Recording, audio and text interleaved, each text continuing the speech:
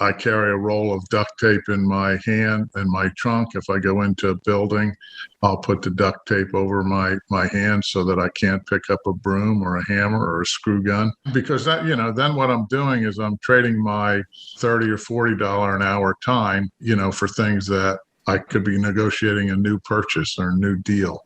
So I have to really kind of figure out what I'm going to do and what I'm going to farm out or outsource. Welcome to the How to Scale Commercial Real Estate Show.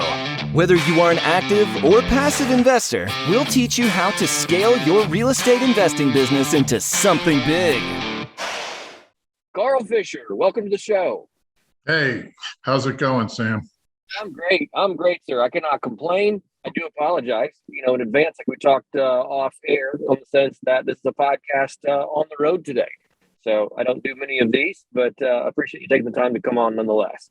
Well, I feel honored we're on the road. That's right. We do what we got to do to get it done. Carl asked the same three questions to every guest that comes on my show. Can you quickly tell us, where did you start? Where are you now? And how did you get there? Yeah, it's pretty simple. My mom and dad were in real estate, and their moms and dads were in real estate. So I kind of grew up around real estate. I read Kiyosaki's book, and I felt like I had already known why. I mean, it answered a couple of questions on why other people rent, but my dad and mom had always owned. And, I used to go to the mailbox and open up the mail as a kid and pull out the checks. And as I got older, I'd even put them into the ledger. So I grew up around it, and then I went to college, and I rented a couple of ski areas in Vermont, and then charged the other friends and people that went so that I could have my trip for free. I've been doing real estate my whole life. After college, I went to the Space Center. Was launching rockets at Kennedy Space Center and Cape Canaveral Air Force Station, started on the shuttle program. At the same time, I bought a property and I started building a single family house on it. I bought the lot next to me, and then I bought a couple other lots around the neighborhood, a lot of owner financing, did some developing. My father died in 1993. I helped my mom out with his apartments, etc. I thought she knew more, but she actually had 12 kids. I was the oldest, and she had gotten out of the real estate business to some extent, but was still there. But she was getting up in age, so I kind of took that over and sold the different assets and developed some of them. In the meantime, multifamily warehouses, tilt wall warehouses. So I've just been around real estate my whole life. How did I get to where I am today? I do more commercial real estate today because I find it easier to do than the single family homes. Businesses don't call you as much. They're only there during most of the time work hours, 8 to 5. And we try to do triple net leases. So that, I have less time in the overall investment, and I make just as much money. So that was kind of what drew me into the commercial real estate. And I was looking for an office for my mortgage brokerage company, and I could buy the building cheaper than I could rent it. So that kind of started me into the commercial side of it. Already had a couple of tenants, and I put a few more into it. So that's how I got to where I am today. If you're talking about exactly where today, I have been, I've kept most of the properties. I'm a buy and hold person, but I've had a property management company, and I just hold that for mostly my own properties. But we are now more into syndications and buying into, 800 or 1,200 unit apartment buildings, and I don't have to manage it. But I was a control freak when I started out, but being a control freak ties up a lot of your time. And as you get older and your kids, you start having kids and you want to spend more time with them. So that's how I got to where I am today. And it's, it seems to have led to a pretty nice retirement, even though I'm not retired. But how's that? Pretty short? That was very succinct. I appreciate that. I'm going to kind of circle back on a few things you talked about there. One is you said you were a control freak. What does that mean in a practical sense? And what did it cost you for being a control freak? Well, one of the things is I want stuff done the right way. I graduated as an engineer. I want things, built to the specs. We spend the time and the money doing that. So I spend a lot of time on those jobs to do it. And I'll give you one example. I had a building that needed to be painted. I started getting a painter there. He was drunk on the job. So I said, I kicked him off and I started painting the property myself. My dad had painted a lot of places and had taught me how to do it. And I said, I'll get it done in a day and save the money. But that same day, I got a call on a property that I was looking to buy for, a couple years, and I was helping the person out. I didn't get the phone call till I got back late. It was before cell phones. You carried them in your pockets. And I lost the deal that I, worked on for 2 years. She basically took another person's offer and said she had to move quick. And so I said, well, that'll be the last time there. I carry a roll of duct tape in my hand and my trunk. If I go into a building, I'll put the duct tape over my hand so that I can't pick up a broom or a hammer or a screw gun, because that, then what I'm doing is I'm trading my $30 or $40 an hour time, for things that I could be negotiating a new purchase or a new deal.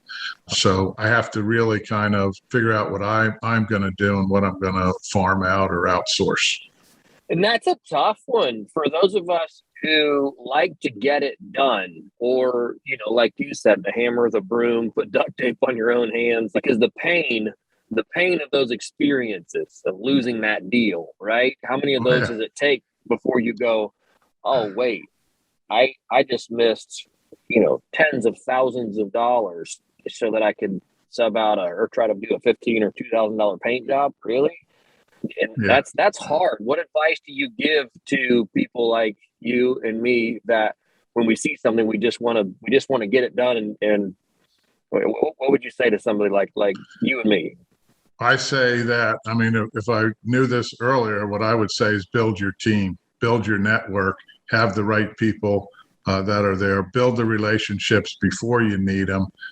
I should have known that the painter was drinking on the job before that, So you want to kind of build the team, build the relationships before you use them, and then trust them to do that. Now, even though I was a control freak, I can hang drywall and I can paint and, a lot of those skills, but I also find people that are better than me. Like if I try to do, laying brick or finishing concrete, not that it's terribly hard, but there's a lot of people that can do it faster and better than me.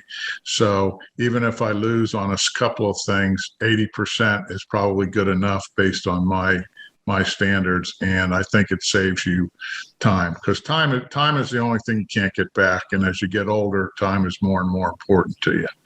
Yeah, that's absolutely right. I like that. I like that line of thinking. Now, you've done a couple of things. You left out, I think, perhaps part of the story, which is the business, your day job, CamaPlan, right? Yeah. I love CamaPlan. That helped me out immensely, and it helped me get to the next level, because I used to read all the books on how to save taxes on your, when you're buying real estate and furnishing apartments or houses, or commercial buildings. But once I learned that my IRA and 401k could own real estate and not pay taxes, and with the Roth IRA have tax-free income, it made my taxes, number one, way easier, my bookkeeping way easier, and my net worth went up, significantly faster, because I got to use all of the money that I made and not pay any taxes on it. And that was the main reason. And it took me 2 years to figure it out, because I'm one of these guys that, if it sounds too good to be true, it is. But it took me 2 years, and I did it, and I experimented with a little bit of money. And then I said, well, this is really great. The wealthy people have been doing it for decades. There was nothing written on it. There were no books on it. It was hard to get it out of the IRS. I went back to Cornell University and tried to find information on it, and there just wasn't any easily attainable information like today. I mean, there's all kinds of books and articles and Forbes and any other magazine and newspaper. Peter Thiel was just in the news, having 500 billion in his Roth IRA, which Elizabeth Warren and Bernie Sanders got all excited about, and a few other billionaires that had done that. But with our company, I see a lot of people that have definitely increased their net worth and up their living standards as a result of it. So I mean, it was a godsend. It's a good way to finance projects. I mean, I've done owner financing, but when you can borrow money from an IRA or use your IRA and then have your IRA borrow money from another IRA or 401k, a lot of strategic ways to make money and buy investments. So wait, I know we're going to get into the weeds here a little bit with this question, but you mentioned something I've never heard of or thought of. Have your money, borrow money from another IRA. Can you just break that down for us? Sure. My IRA goes out and it's going to go buy let's say, a $200,000 home or $200,000 business condo, and I only want to spend $100,000 of my money, so I'll put that $100,000 down, and I'll go borrow from my brother or some friend who's making 1.5% on a CD in the bank on an IRA, and say, hey, I'll pay you 3 or 4 or some hard money people if you need it. We'll make 10 or 12%. So I'll go borrow that money until I can fix it up and go to a bank and get a lower rate, because several times during the past 20 years, banks weren't lending money, so, especially after 2008 and 9. So a lot of people had to start borrowing money from IRAs and 401ks, and they liked the ease of it and the quickness of it. And the people that were lending the money liked the fact that it was collateralized, with 100,000 or 50% loan to value. So it was a good match. Right. And I understand now. Okay. I hadn't quite picked up the nuance there, but you're basically using the other half of the purchase price as just debt from someone else's IRA. Correct. Right. I got it. Okay. That makes more sense. I was thinking more going in as some sort of, anyway, that all makes perfect sense. That's certainly an advanced strategy, but I like that. What was that process like building CamaPlan, the business, at the same time while you're building your real estate investing business? Well, I had been real estate investing, ever since 1976 when I first bought my first place right out of college. And I didn't get into the IRAs until after my father died, is when I learned about them in, 93, and then started in 95. So it was a slow process getting into it. I just started helping I started using them because I liked the tax-free side of it. And I started helping my friends do it because I, had a lot of them at the Space Center and things, and they liked the idea of that. And then 5 years later, they said, well, we trust you. We like what you're doing. Can you open up your own company? And I was getting out of the space business at that point because manned space flight was going downhill. We weren't flying as many people, things like that. So it wasn't as much fun for me anymore. So I got my sister, who's 15 years younger than I am, and she was just graduating Villanova University. And she said, well, I'll take care of the accounting. That was her major, and the online aspect of it.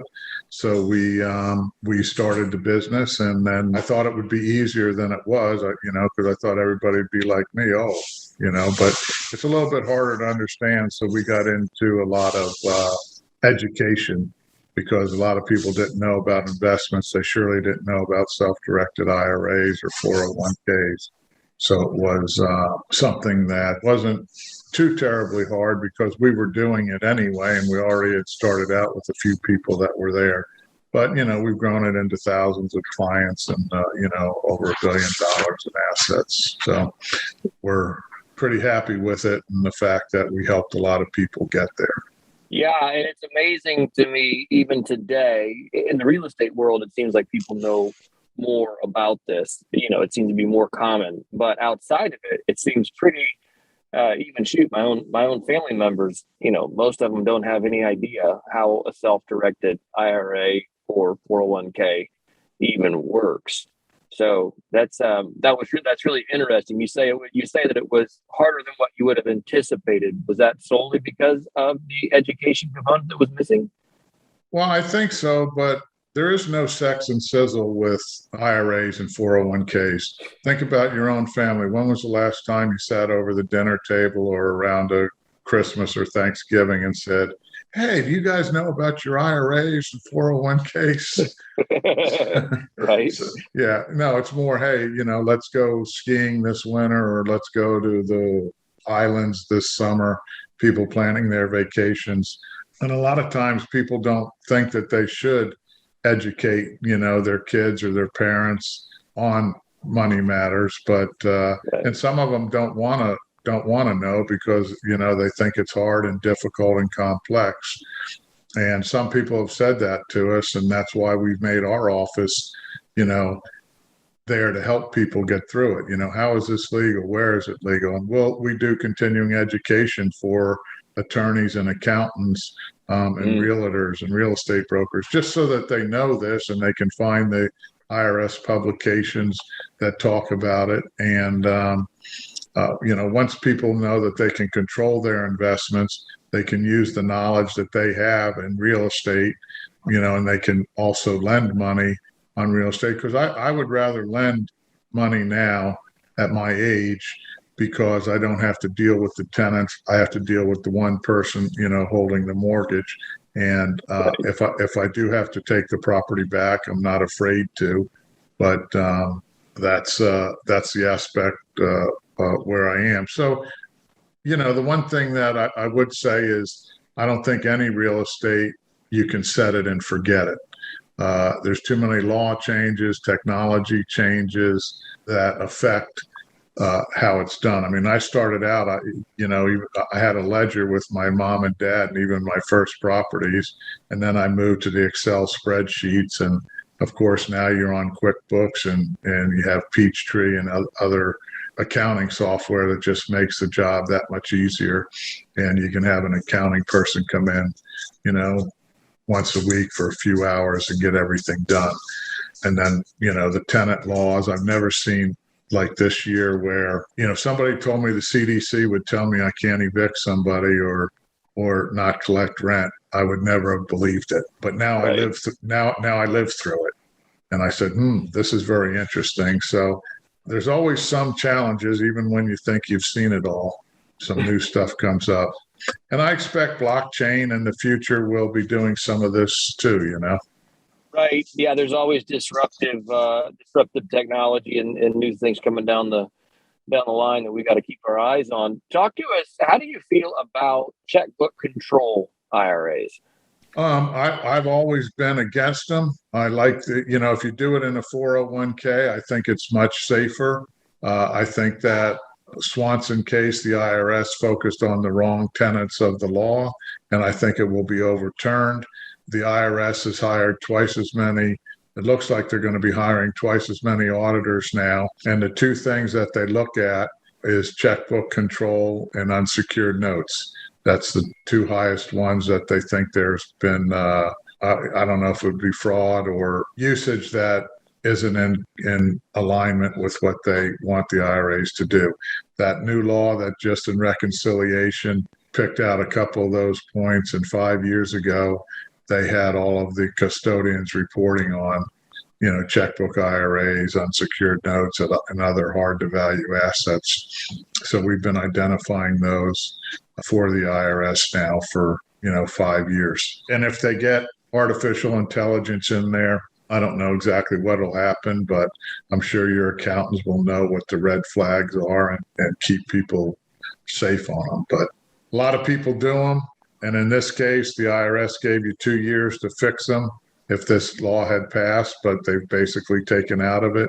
So, I'm not, if they continue along that path, then I think it's probably going to be okay, Right. Yeah, that's really interesting because it sounds like from your perspective, the risks outweigh the reward of a checkbook control 401k or IRA. Yeah, I mean, and everybody says, well, you guys charge too much of a fee. And I kind of go, well, you're paying that with your LLC that has to file a tax return. There isn't going to be much difference there. But then the other one is several people were asking us. I said, well, just unwind the LLC and put the money back in the IRA. And, you got 2 years to do that, and it's not that hard, and we'll help you figure it out. But there is a time issue sometimes, even though we'll make exceptions and get people a wire if they're buying at an auction or something like that. But if you have a checkbook LLC, I think it's fine if you buy a lot of your stuff at auctions and you need that quickness. Or if you're buying Bitcoin, in the past, they wouldn't let us have more than one account for Bitcoin. So I'd have to put everybody's cryptocurrencies in one account. That's starting to change with the brokerage houses nowadays. But, so there were some good reasons for it. But you also have to understand that it's on the IRS's to look at and fix category. And, I think it was 91 when Swanson was before the courts. And Baker and Turner, I think it was out of Chicago, is the ones who negotiated that. We don't recommend them, but we know people have them. Right. No, understood. And I think it's always intriguing to get different people's perspectives on them and why they hold those perspectives. Because we've heard, of course, on this show and just, in general conversation, heard a lot of different angles why they hold the perspective they had. And that was one of the reasons I had used a checkbook control IRA at one point, was because I was buying at auctions, and I never found a good way around it. But it sounds like you guys even have solved that with, direct, being able to wire out ASAP, same day, things like that. So yeah, you have to understand that my sister and I, right, from my mom and dad and their mom and dads, were in real estate. So we set up CamaPlan to help real estate investors primarily, and we're doing it. So we know where they're coming from. Right. That's fantastic. I love that. Carl, I've enjoyed our conversation today. Let's jump here into a final few questions. If you were to help our listeners avoid just one mistake in real estate, what would it be and how would you avoid it? The one mistake I would say is having too much control. And the way I would fix that is I would build my network ahead of time, and I would work with people I trust and I know and that are better than I am at certain skills. That's probably the one thing that I would really have liked to have learned early on in this system. And I'll just add another one on there is, I bought $40,000 condos, and it takes just as much time pretty much to buy a $40,000 condo as it does to buy a $500,000 property or $1 million property. And then now I've gone into, like $85 million syndications, and I get other people to help with the due diligence. So I think buying small, I would have done earlier, but I'm very conservative engineer, Space Center, always want contingencies. So I wish I had gone from smaller to bigger faster. I love that. That's a great answer. And of course, that is the thrust of this show, is how to scale. So I appreciate you sharing that. Next question for you. When it comes to investing in the world, what's one thing you're doing right now to make the world a better place? Well, one of the things that I've always done is I've always tried to improve the building that I'm in or that I own, and then obviously the neighborhood. But I have 4 boys, and what I'm doing with them is I'm teaching them to do the same thing. And at the same time, I'm learning from them as well. So they've done a lot of flips. I don't do flips, but for some reason, they like to take that front cash early on. I'll take $800 a month. They'll take $80,000 in 1 year. And, right. That's almost like crack. It's hard to get off of that. But they also will improve the neighborhood because it improves their houses, et cetera. And then we also work with different charities out there to help homeless veterans get homes. That's awesome. Carl, if listeners want to get in touch with you or with your company, what is the best way to do that? First, go to our website, I would say, is one of the best ways to learn about us and learn about our services, and that's CamaPlan.com, CamaPlan.com. If you're really the old timers and don't get on a computer, which I don't think there's many of, you can call us at 215-283-2868, 215-283-2868. But CamaPlan.com. Carl, thank you so much for your time today. I do appreciate it. Thank you, Sam. I really appreciate you asking me here. Hey, thanks for listening to the How to Scale Commercial Real Estate podcast. If you can do me a favor and subscribe and leave us a review on Apple Podcasts, Spotify, Google Podcasts, whatever platform it is you use to listen, if you can do that for us, that would be a fantastic help to the show. It helps us both attract new listeners as well as rank higher on those directories. So appreciate you listening. Thanks so much and hope to catch you on the next episode.